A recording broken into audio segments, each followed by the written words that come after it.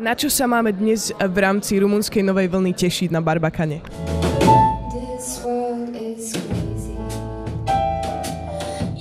Samozrejme, ja odpovím na všetko, pretože všetko je veľa dobré. Všetky tie filmy mali hodne cen na rôznych festivaloch. Takže ja by som sa zmínil alespoň o filmu Rina, ktorý je poniekud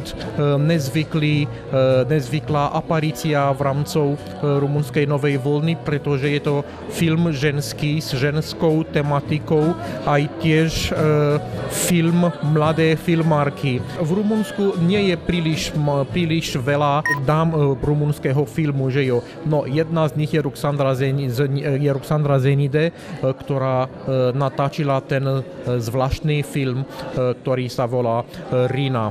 Iný film s ženskou tematikou je film Maria, ktorý sa premieta v 3 hodiny a pol, o 3:30, ako sa nemýlim.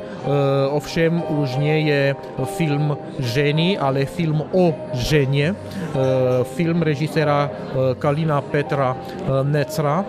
A ešte máme tam zvláštny film, ktorý dostal v roku 2008 veľkú cenu v rámci filmového studentského festivalu Fresh Film Fest v Karlových Varoch. Má rekord